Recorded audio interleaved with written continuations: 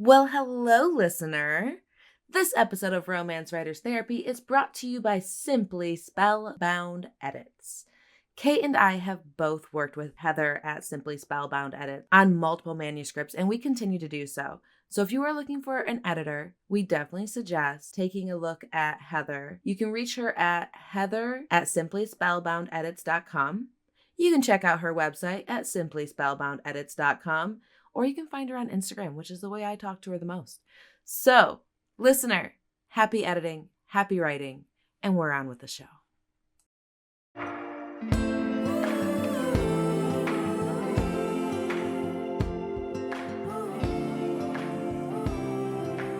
right. Recording? I'm recording. Are you recording? I am recording. Hi, Kate. Hi, Marty. How Hello, are you? Listener. Hello, listener. What's happening that's in your gonna world? be terrible for when I edit that, and I'm like, why are we talking over each other? Why can't I make it line up?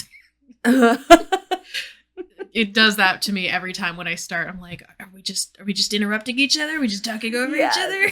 We are. Yes. The answer is always yes. That's It takes us a second to Kate. Find the rhythm of you talk, I talk, and then it only stays for a little bit of time. Oh, that's what you think. We do talk over each other. Whenever we do talk over each other, I have a moment of I have to decide who's saying something more important and then mute the other person for that moment. That's hilarious. We are monsters. We are.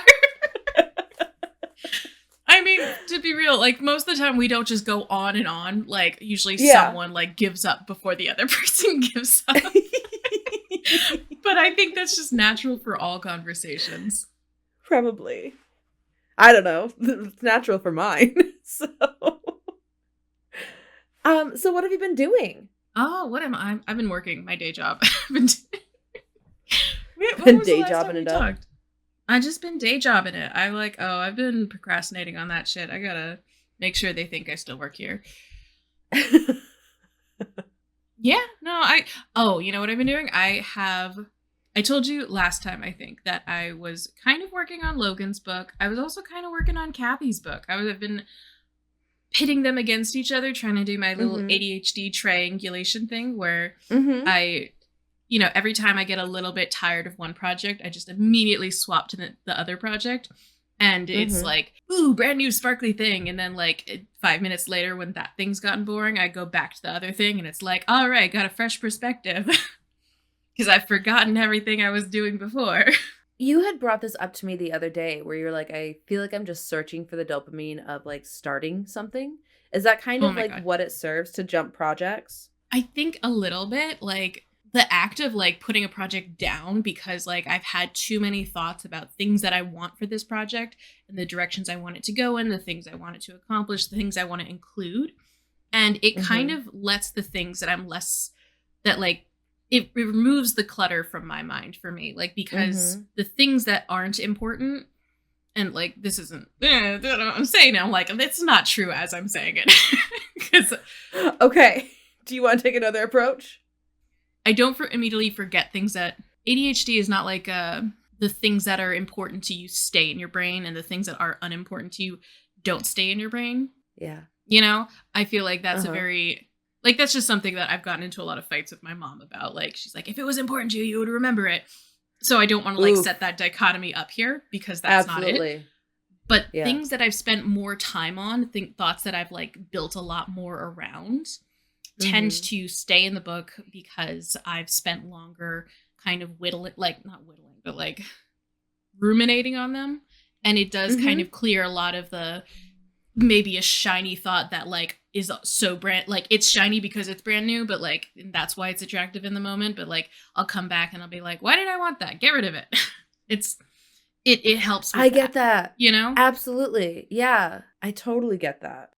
When you, it's the advertising effect. It's when you see something and you go, ooh, I want that. But then if you buy it right now, in a week, you might just be why did I buy this? But if you let it sit for a day or a week or whatever, you then go look at it and you go, yeah, I don't really want it. Yeah, I get that. All this to say, I'm working on a new project.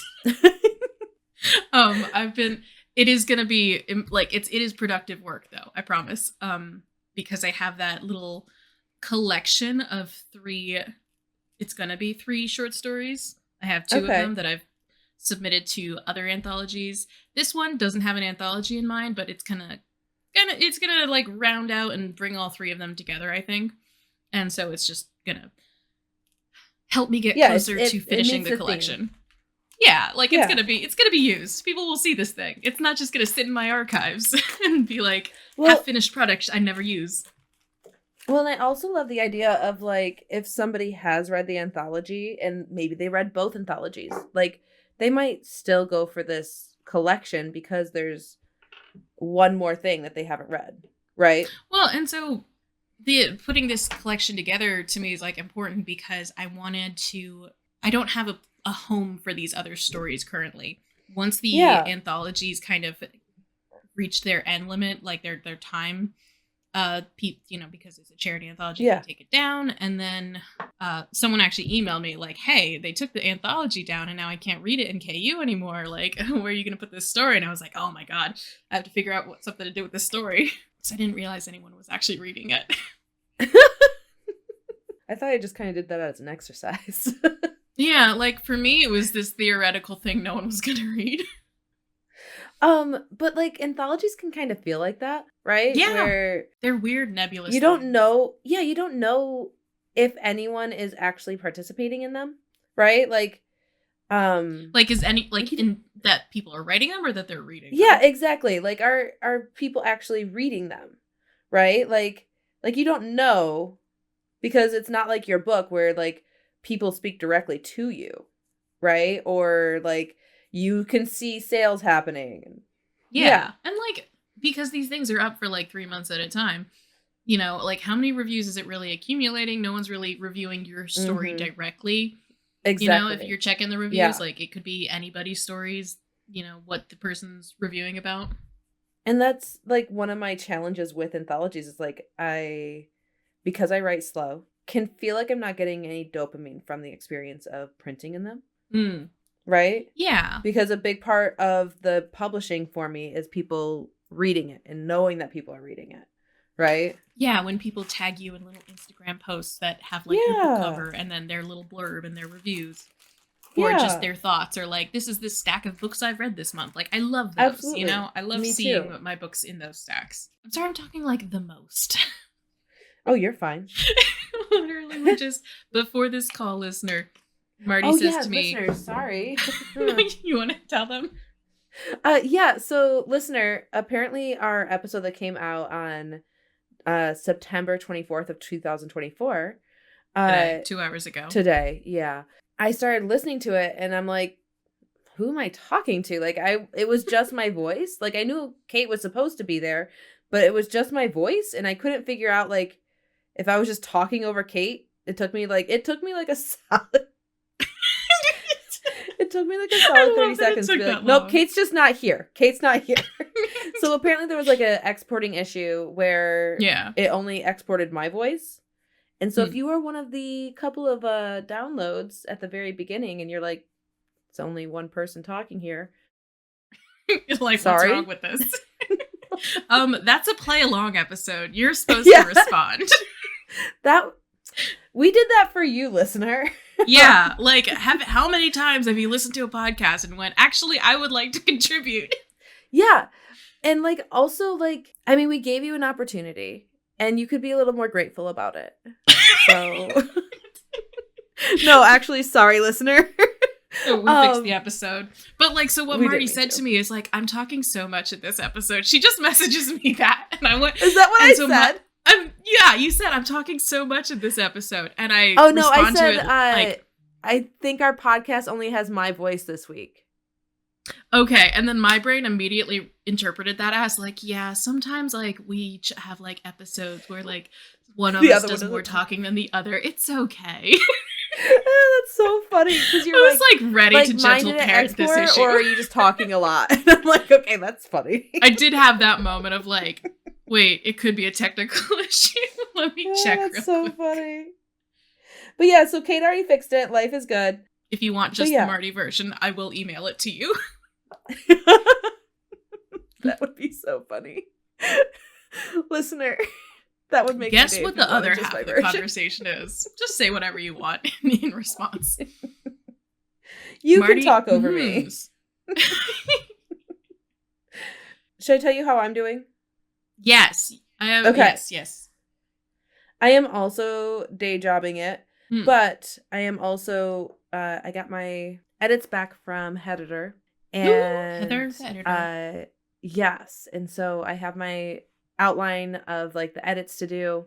And I'm currently working through the 4th act because one of the reviews I have gotten consistently is that my ending seemed a little rushed.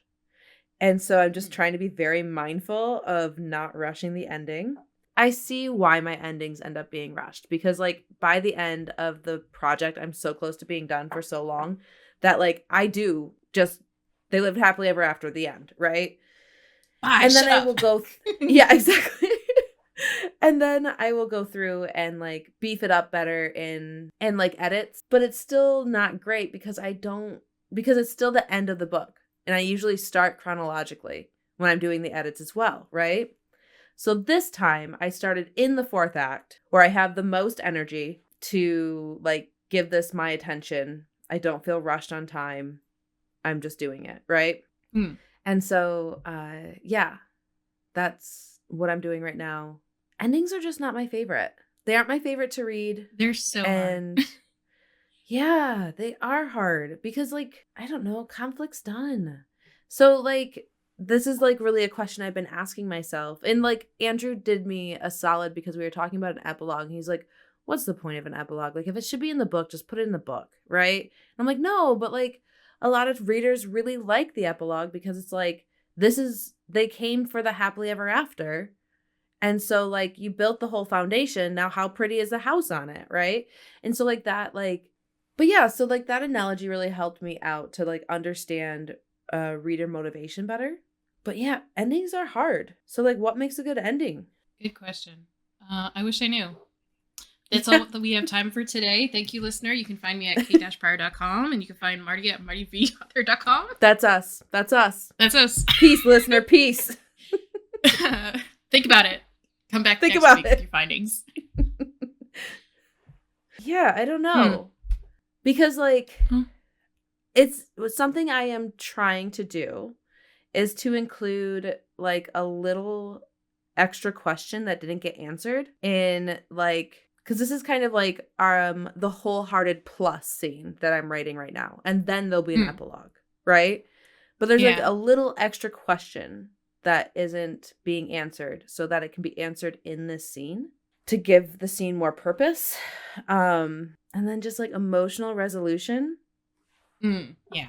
I don't know. I don't write a lot of epilogues, but I do have I have not written a lot of epilogues.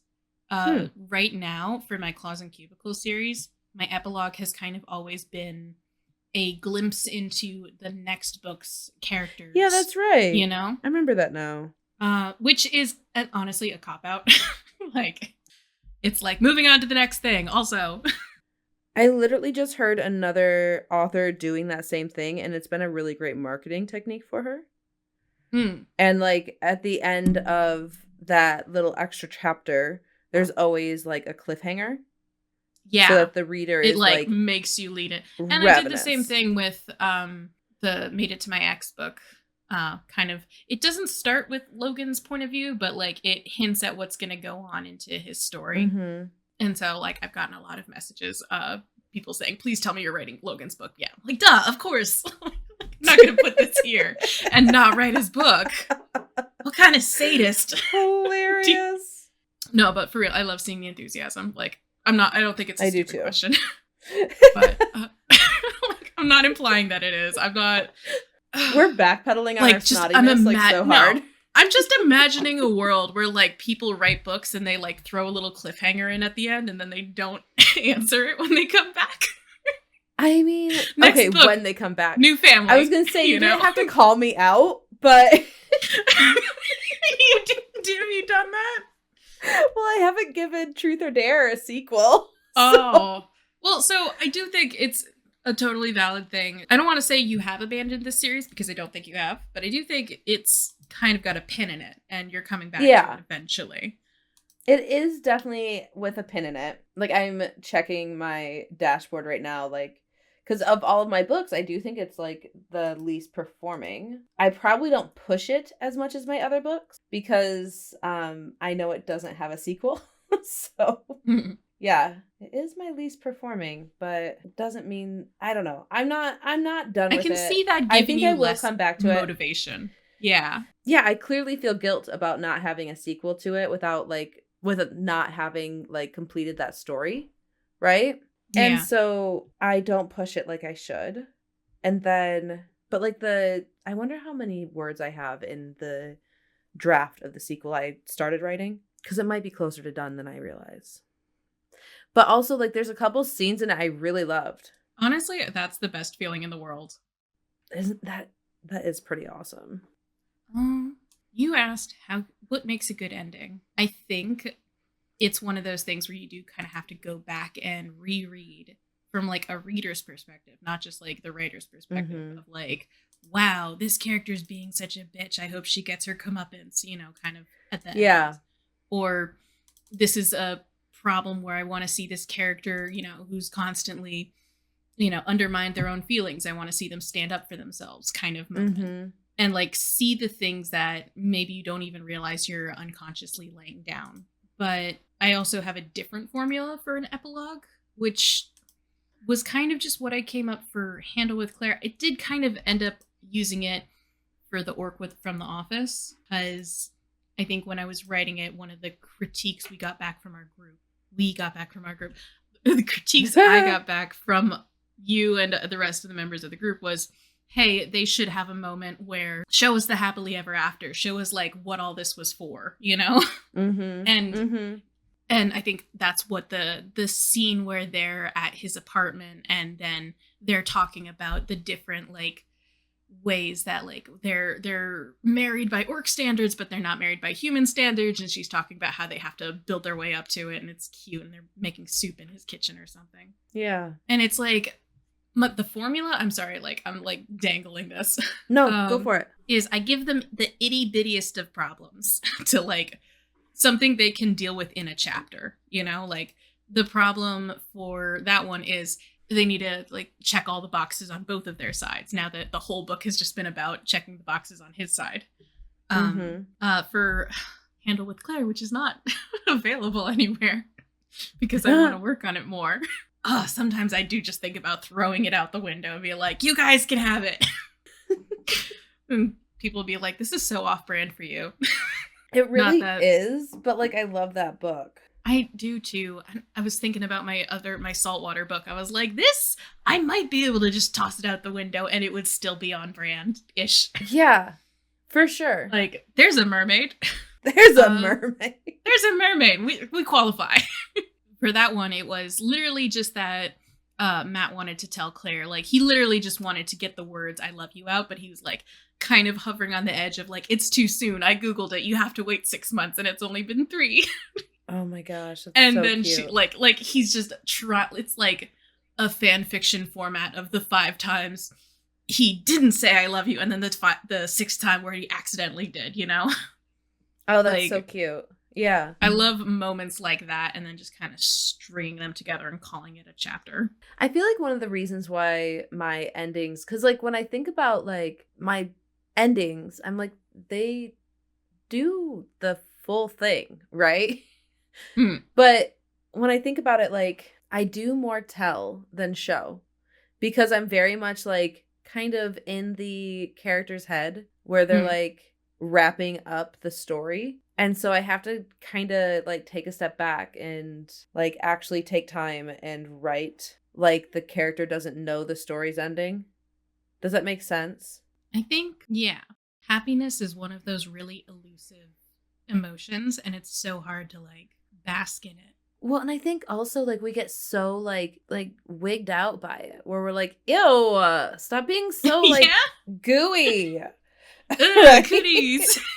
Yeah, like, hit somebody. Like, stop it. I think, like, it's such a transmission shift. Yeah, figure it out, listener. Yeah. When you go from like you've spent probably just a couple months or longer working on the ending and working on all this conflict and this high tension, that it's such a 180 degrees to swing around and write a couple chapters that aren't full of that. Yeah. Well, and then even as a reader, like I have a hard time reading them too. Like I will read the rest of the book so much faster than the last like 2 chapters because there's just not enough like tension. Yeah. I don't know. I feel like the question, what's a satisfactory ending and like what's a not rushed ending are different questions maybe. Like I'm rolling it over in my mind like these feel like different things. I don't know. I feel like it's something I clearly need to figure out, right? Like I've gotten this review enough times on a couple different books that like this is a weak point. And it's also the last thing I leave my reader with, right? So like they might have had so much fun reading the first 75%, but then that last 25% just didn't hit correctly. And so how compelled are they to like read my entire backlist? You know what I mean? Yeah. So here's a thought, and I've probably already talked about this because I've read such a finite number of books. I've only got so many examples of things that I like. And so you've already heard all of them already. I like 5 things. Marty is one of them. Aw, thanks. Yeah. There's this Tessa Dare book, Do You Want to Start a Scandal? And the beginning, it is strong, I will say that. Definitely took me a few times to like kind of understand what was going on. And that is a me comprehension problem. Sometimes if it's not immediately obvious, it can, because I'll like skip a paragraph here and there. That's just how I read, Like my eyes, like I'll turn the page and I'll have to start at the top of the page, but I will just immediately look at the bottom corner of the 2 pages ahead. Like, like I'll look to like, what's going on over there? That is so funny. I love a spoiler. There's like I need to know where this trade is headed. If there's like a fast-paced scene and I'm catching myself doing that, I will put my hand over like the rest of the page other than like the line I'm supposed to be reading. Because like I do 5 pages and just flip all of them. Are you serious? That is... No, I'm kidding. Oh my gosh, you menace. Maniacal. So, because like I'll be in a fast-paced scene and I do want to know step by step what happens. I do want to like experience the scene, but like I'm still like a curious little kid. So like I have to cover up all the lines underneath what I'm writing. Oh my god. So, you were saying about, do you want to start a scandal? Yes. Okay. So the beginning, like, because he's a spy and he's doing, the beginning is doing so many things. It's kind of hard to absorb everything that's going on.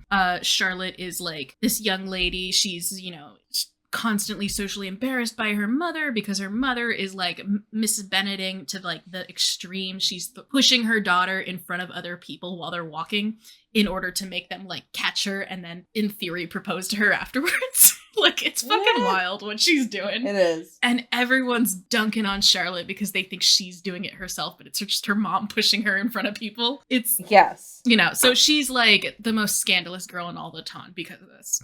And she is trying to preempt her mother because there's this guy who's a Marquess, I think. He's a Marquess. Yeah, at this like hunting vacation at someone's estate that she's at, and this is the first night of the ball. And she's like, I'm gonna go visit this guy. I'm gonna get him alone, and I'm gonna warn him real quick what my mom is about. And that's her intention. And he's also an international spy. She doesn't know this yet. You don't know this yet, but like he's in there doing spy things. And then the book is also setting up a little bit of a mystery. And like it's a high heat beginning because all of these things collide, that she's kind of cornered on a windowsill behind a curtain with him while they're hiding because he's not supposed to be in there and she's not supposed to be caught alone with him. And then some people start having sex on the desk in the study that they're in. And then they have to find the mystery love. She's uninformed also. So she's like, what noises is that? Like sort of thing at first. And he's like clutching her head to his chest because he's like, she's gonna scream or something. Like she's gonna laugh because she's like, what are those noises? Like he's just trying to keep her quiet. She's just like chest. It's a fantastic scene. It sets up so much, and because it's just all on you all at once. It literally, the book maybe took me 2 or 3 reads to be like, okay, I see everything like as it's being set up now, and it feels much clearer. That is just a me comprehension thing. Like I need to see the things like what they're doing and not just like what they are in order to like. Yeah, because I've only read it once, but I definitely felt like I saw all the levers like lined up, right? Yeah. But so the ending is just, it's so fantastic because it literally ends on, I think, the line, do you want to start a scandal? Because he's, they've had all their back and forth in like for the rest of the book. And then they get to this point of like, is he going to propose to her or not? Is she going to accept it or not? They do a cute little grand gesture, and then they're about to go into the ballroom, and she's like, let's scandalize the ton together. And it's such a great moment. I would have like loved to see what they did, to scandalize the ton. Like, are they going to dip in front of the crowd? Ooh, like, yeah.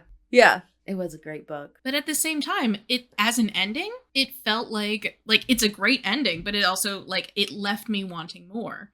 And so I kind of wonder, is it the feedback that if people tell you this, I wish there was more, is it not also the mark of a good ending that it doesn't overstay its welcome? Like the fucking Lord of the Rings takes like a whole half hour to ending. It's just separate scenes of them like wrapping up shit that happens. And you're like, oh, I forgot that they needed to like wrap that up. Yeah, absolutely. I feel like I've received the exact words of the ending felt a bit rushed, like on multiple reviews. So I don't think it's that like there's like a wanting more necessarily as much as like maybe in the actual prose that I'm just like not taking enough time. Maybe I'm not building the scene.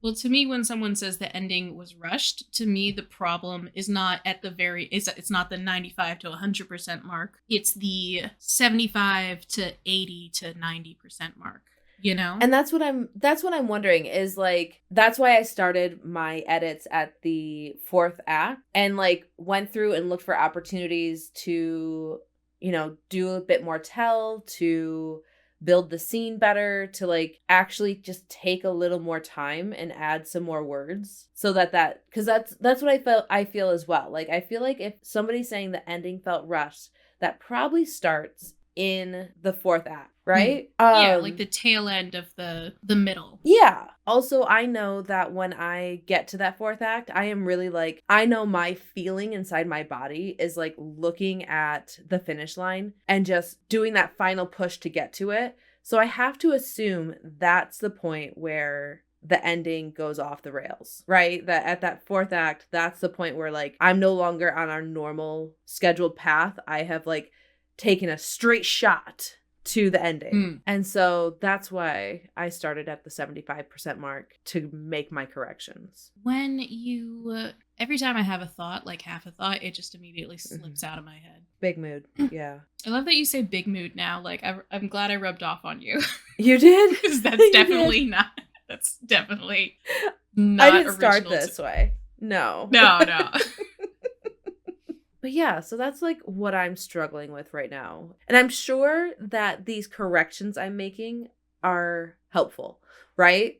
And like my plan is to, finish this 4th act and then start from the beginning and do all those edits as I have planned. And then to do a listen through on the whole thing and Microsoft Word, just reading it to me. And I think at that point, I'll have a better understanding of if the ending... I really don't want to hear this critique again, right? Like now it is my personal goal to be like, that ending was so satisfying. Like, that's right, baby. I did that for you. Really grind your skill up in that area. Yeah. I wonder if something that you said a couple of episodes back about making characters fail, because something that in kind of a broader overall story arc is that, like when we talk about like the hero's journey, which I know is completely irrelevant to this genre and this podcast, but I love referencing it. I think it's such a building block of a lot of literature, especially like when you just use it as a framework that you can adhere to or divert from, like just having a standard to compare yourself against and helps you make more intentional trajectories, you know? I'm just saying words. Mm-hmm. So something that you see is that, like, it's often people will add, not every time I've seen people beat out the hero's journey, but like sometimes people add in the failure, like, and the double failure. And like you see this a lot in like movies where, you know, it's the 80% mark, they're about to go get like the final big bad person, they're gonna take him down or whatever, and like the climax, the finale, all of it, and there's a couple of slip-ups on their way to the thing. You know, it's like things don't go according to plan. Yeah. Sorry, my cat started kicking things and it scared me. And right now I'm working on my my little third orc story for this little collection of size difference orc stories. One of the things I'm really enjoying is, because right now this story is, I'm just writing the dessert parts, and that's why it's like coming so easily to me. Yeah. Oh, it's so much fun. I'm literally like with it at like, what if I just did dessert parts and that was the whole story? If I just ignored traditional beat structure, it's a fun little experiment. I'm also like trying to do more show than tell, just because it's a little bit out of the norm for me. Like I'm just, you know, having fun. I also think that like with short stories, it would benefit me to not be so concerned about hitting the beats, but actually thinking of it more in like a 3-act sort of thing, right? Because the 3-act thing is like 100% it. Yeah. Because it's literally like here's the problem, here's how we're tackling it. First beat. Second beat, here's our attempt to tackle it. Oh no, we failed. Third beat, all right, let's come back together and try to tackle it again. Find a resolution. Yeah, absolutely. And so literally that's like the 3 scenes that I have in this thing. It's gonna probably grow a couple more to flesh things out in between things. Mm-hmm. But the last scene where they're like trying not to bare their souls to each other, but they have to almost get there and then take 2 steps back. And I'm hoping that's not going to be annoying to a reader. I don't think it will be, especially since you're not going to repeat it like over and over and over. And it is, I mean, it's a short story. And I think for miscommunication trope, I think short stories it's more tolerable because you're not dragging something out. And when I say dragging it out, I mean over the course of like hundreds of pages. If you can drag it out in small, kind of annoying ways, I think that makes it fun. Yeah, I agree. Yeah, you kind of want everyone to be a little bit tortured, right? Yeah, like I'm coming back to this from like our very first episodes. It's the striptease mentality of, if I just take all my clothes off, you see everything, this is no fun anymore. But if I flash you my nipple like 8 times, it's fun every time. Like, it literally is about keeping people in suspense, I think. I think so, too. And I think that's why endings are so hard. They are hard. Because it's like, we got here, let's get it done. Well, and I like your suggestion of maybe introducing, like, a mini conflict at the beginning of the scene, right? Yeah, miniature, like, we can solve this in 2 paragraphs kind of stuff. Yeah. But, like, there's this thing that irritates me so much is, like, when a new character or something, like, too big and too new, and it feels like too much of an obstacle, gets introduced like too late in the game. Like I get so mad about that. Yeah. I'm sorry. I was just talking this whole time. No, you're great. You're great. I'm thinking about like a question I presented in the 4th act that I don't know exactly how I could work it into this scene, how I have the scene set up right now, but I'm sorry. I'm piecing it together in my brain. I could present that question so that at the end we have a resolution, because I was already planning on like already writing that into the scene, but it would hit better and it would, I think, be more interesting if it was also presented a bit at the top. Are you comfortable with sharing what the question is? Yeah. The reason why in Accidentally Under Your Tree, the reason why Rose and Will are lying about being in a relationship is because they have a YouTube channel where they like flip houses and they're trying to get, they have an agent trying to get them a streaming service to, you know, like a deal do with it a on streaming service. Exactly. To have a show. Yeah. Yeah. With a budget. Exactly. And people are shipping Rose and Will kind of Dan and Phil style. You know, exactly. Like, you guys have a YouTube channel together. You must be in love. Exactly. So to drive more attention to them, They pretended to be in a relationship because their fan base likes it anyway. Meanwhile, Will is falling hard for Rose's twin sister, Lizzie. And there's a point where the attention just is a bit, it's just more than Lizzie anticipated. Like ever like coming, like spilling onto her, right? From dating this guy. From dating this guy, yeah. And so it freaks her out. And Will is talking to Rose and Lizzie's dad. And essentially the streaming service gets brought up. The dad is like, well, what do you want? Will's like, I'm beginning to question what I want. And so like, meaning like I'm questioning whether or not I want this streaming service. And so like I could present like a bit of a conversation between Lizzie and Will at the beginning of this chapter, because something that I am planning on is for the like this chapter to include like a phone call from the agent saying that they got a show. But the last thing that the reader knows about Will's feelings on this is that he isn't quite sure he wants it, right? And so I don't know if it'll like really serve its purpose for them to get it. Does that make sense? So yeah, I think if I were to include some sort of like conversation, I don't know, God, do I have to restructure this entire fucking chapter? It might happen. I might. Fuck.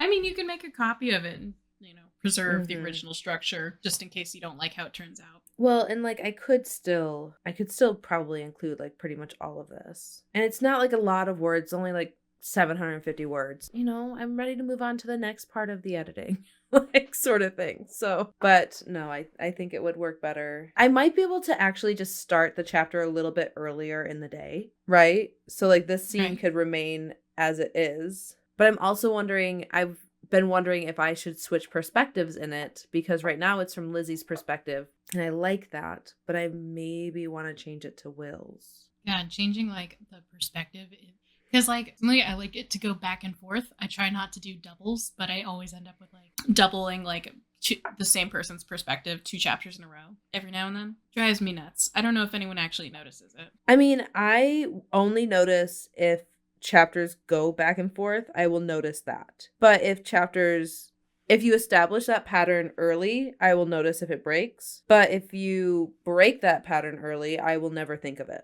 So I specifically do not go back and forth, like very, like at least within the first 25%, I make sure that it's established. Like I don't go back and forth.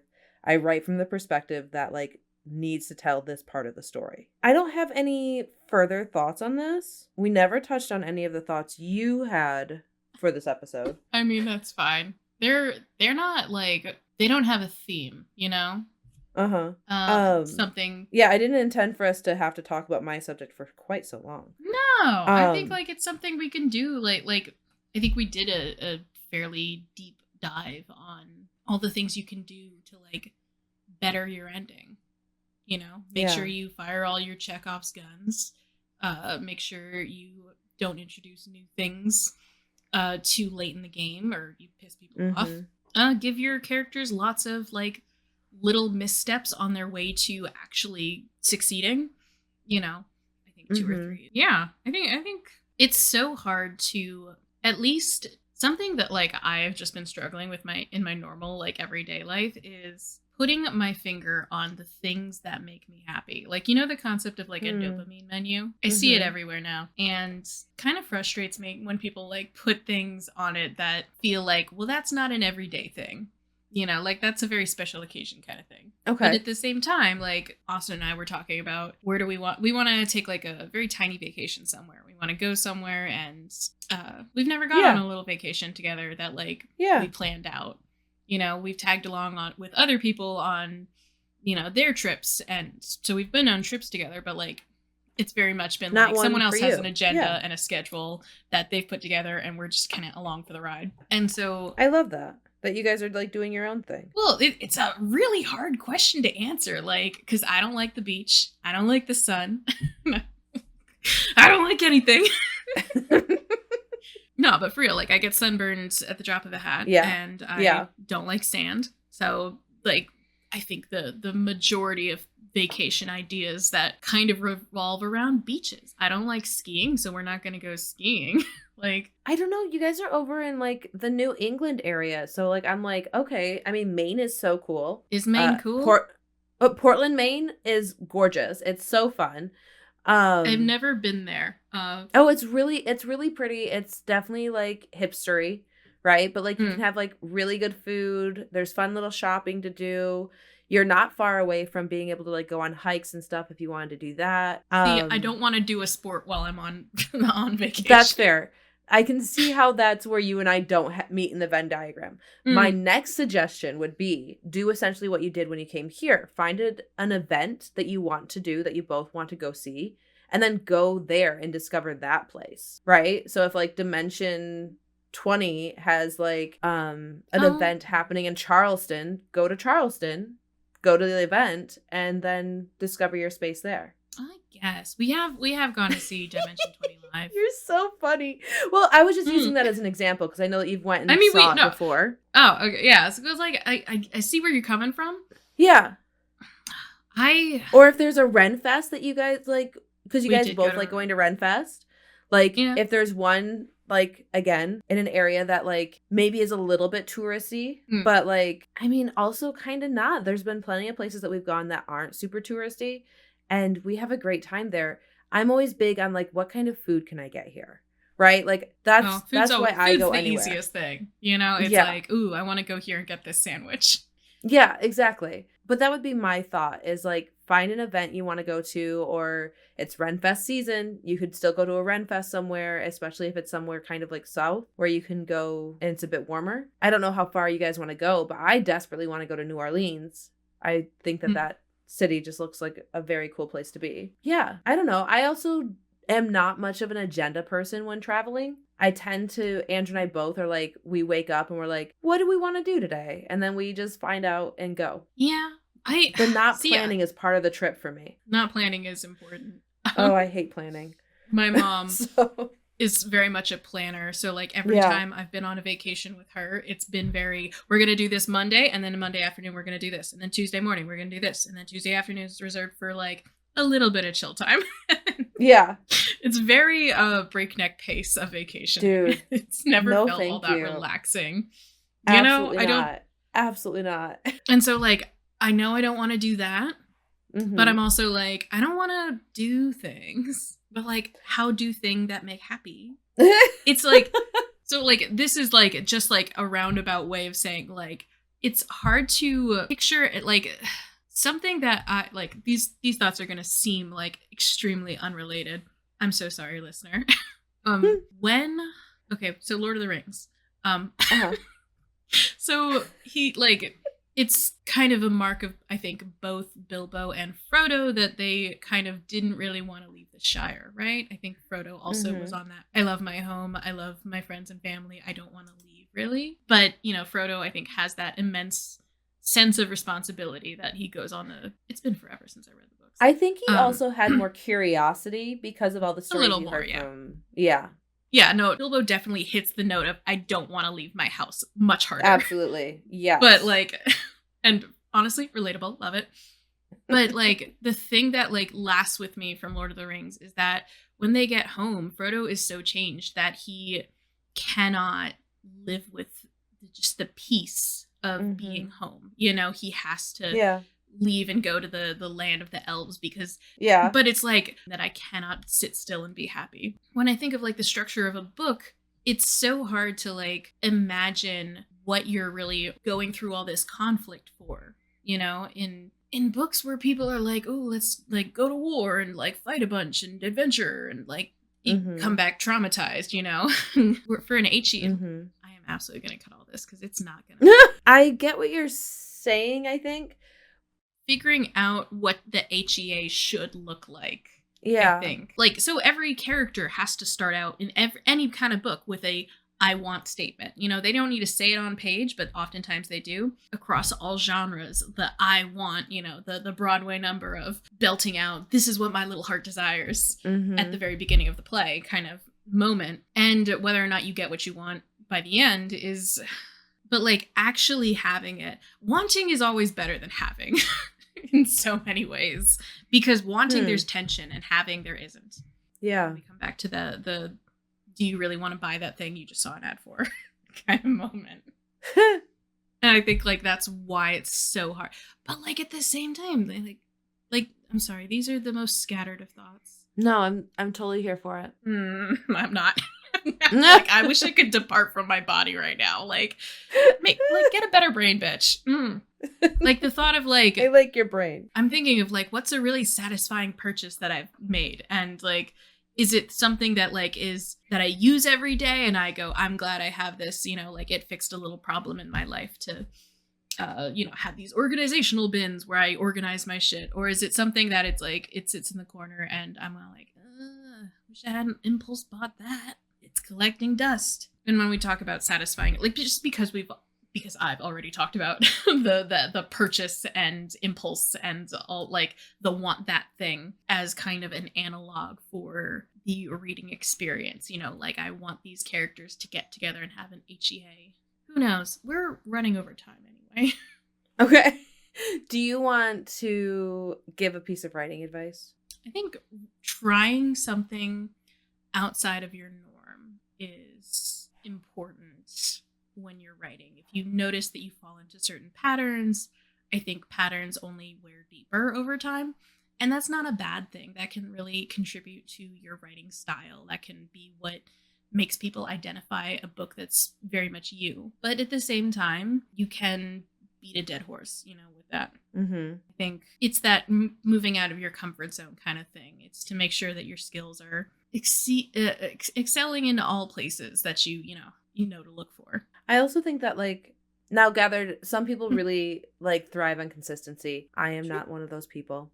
But like I really find that approaching each story like a new experience helps me adjust how that story needs to be written. Yeah. Yeah, you definitely learn from everything that you finish.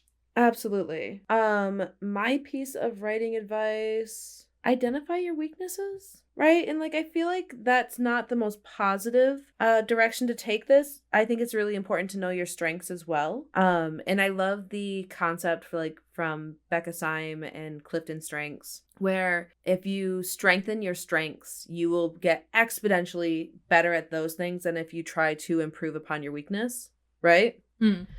But at the same point, I think it's really important to know that I keep on hearing this critique. What can I do to grow in that area? I want to tack on a thought. It's one of those dropout specials on Dropout TV. Mm-hmm. Adam Conover has a comedy special he just released. For the most of it, it's him talking about his experience growing up with ADHD and like how he's kind of built his life around it. One of the things I really loved that he talked about was how he has shaped his life. You know, like he knows what his weaknesses are because of ADHD. Like he has a hard time driving in LA because driving is just a bad experience, especially in LA.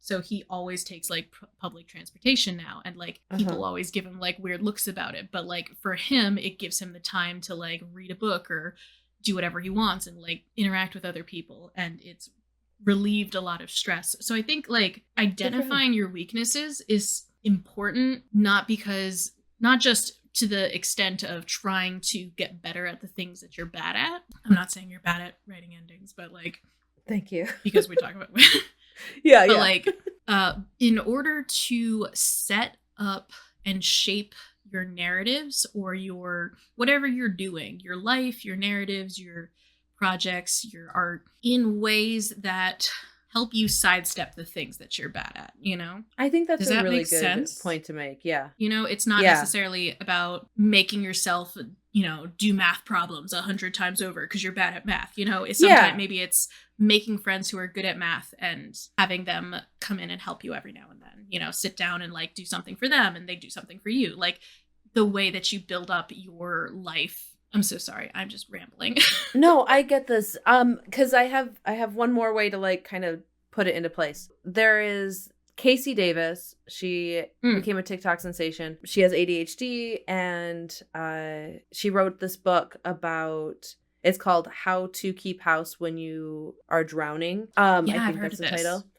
It's Mhm. fantastic. It's a really good book. If you haven't read it, totally read it. One of the things that she said is like she had a weekly like task sheet that she would do every single week. She wouldn't like she'd get done with the week and she'd realize like I didn't dust again. And then the next week I didn't dust again. And she'd feel guilty about it and she'd be upset with herself. So she just removed it from the list. Just and don't like, dust. Don't dust. It's no longer on the list. You don't have to feel bad about it. Right? And like anytime anyone gives her pushback on it, she's like, I was already not dusting. I might as well just take the emotional connection off of it. Right? And I love that.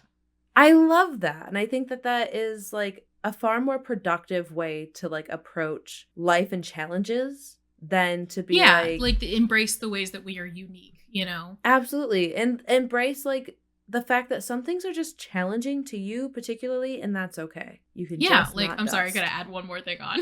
Yeah. We're never gonna leave you, listener. You're with us forever. Listener, you're stuck. One more thing, like the whole way to the rest of your life. So it's like this is like a little anecdote that actually shows up in Mated to My Ex, because I kind of wrote it as a thing that Sean and Elise kind of reminisce about their relationship that they used to have together, was like the ways that they kind of compensated for each other's weaknesses. And it's a real thing. It's a real example from my and Austin's relationship, where when we cook together, I don't like touching raw chicken. So he touches the raw chicken. And so like his job, his whole thing. And like not touching raw chicken has relieved such sensory like hell from my life. Absolutely. You know, that I get decreased the amount of time that I have to do the thing I hate. And he does not feel confident in chopping up vegetables or mincing things. And like, so that's my job. You know, it's like the trade-off of, well, I don't want to do the thing I really hate. If you only a little bit hate doing that, maybe you could take that on and I'll take something you really hate, you know? Absolutely. And like, I think that's such a great philosophy to have in all parts of your life. I agree. Kate, where can they find you? You can find me at kate-pryor.com and at by Kate Pryor at most social media sites. And by most, I mean the same three I say every week. You can find me on TikTok and Instagram, mostly Instagram at Marty V Author. And then you can also find me at martyv.com and you can sign up for my newsletter. And the pre-order for Accidentally Under Your Tree is live and available. Ooh, it's a whole thing, listener. So you should go pre-order Marty's book and then you should just go read my book. You should do both those things. While you're waiting for Marty's book to come out. Yes. It'll be better season to read Kate's book right now anyway. Yeah, no, like the seasons do line up. Like mine's in the like seasons fall, line up great. Like the beginning of fall, and then hers is going to be winter. And then, it'll just work out. Yeah. And then when you're done with Accidentally Under Your Tree, you can read Just Fake Married, because that's a New Year's Eve story. You just here's the list of things and what order to read them in. Exactly. Based on seasons. Yeah, we care about your seasonal reading and that this matches up. It's so important. Absolutely. You're welcome, all right. listener. Bye, all right, listener. Bye. We love you. Bye. Bye.